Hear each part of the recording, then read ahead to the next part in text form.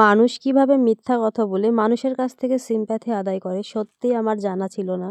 জীবনে আপনজন বলতে কিছুই থাকে না। একটা কথা সবসময় মনে রাখতে হবে, আপনি নিজেই নিজের আপনজন। তাই অন্যের থেকে নিজেকে বেশি গুরুত্ব দেওয়ার চেষ্টা করেন। আপনি কিভাবে ভালো থাকবেন সবসময় সেটাই চেষ্টা করবেন।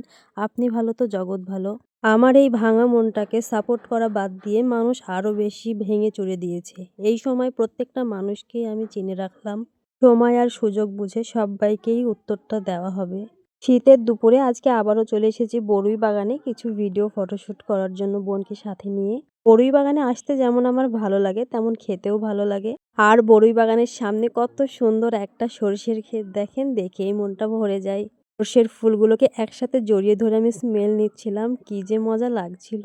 অনুভূতি ভারী অদ্ভুত জিনিস তাই না? মন যেটা চায় সেটা পায় না। সূর্যি মামার আলতো ভালোবাসা গায়ে মেখে পুরো কুলের জমিটায় আমি ঘুরছিলাম। সূর্যি মামার আলতো ভালোবাসা গায়ে মেখে পুরো কুলের জমিটা আমি ঘুরছিলাম। আর আমার যেই কুলটা পছন্দ হচ্ছিল সেটাই আমি পেরে পেরে খাচ্ছিলাম। নিজের হাতে কুল পেরে খাওয়ার মজাই আলাদা। এতটুকু গাছে কত যে কুল ধরেছে দেখেই মজা লাগছিল আমার। রেতো খেতে অনেক মজা লাগে, তবে সবসময় এটাই মনে হচ্ছিল গাছের ফল গাছেই থাক, দেখতে বেশি ভালো লাগবে। এবার যা কুল হয়েছে হয়েছে, পরের বছর কিন্তু আরো এর থেকে বেশি ফলন হবে আশা করা যায়। হয়তো এই দুপুরটা আরো বেশি সুন্দর হতে পারত, তবে কেমন যেন মলিন হয়ে আছে। আজকে অনেকদিন পর সূর্যি মামার দেখা পাওয়া গেলেও মাঠে প্রচুর পরিমাণে ঠান্ডা হাওয়া বইছিল। প্রিয় মানুষটার সাথে আসতে চেয়েছিলাম বড়ই বাগানে, তবে আফসোস তাকে আনতে পারলাম না। যেহেতু মাঠে অনেক বেশি ঠান্ডা হাওয়া বইছিল সেহেতু বেশিক্ষণ ছিলাম না, অল্প কিছুক্ষণ থেকে কিছু ভিডিও ফটোশুট করেই চলে এসেছিলাম।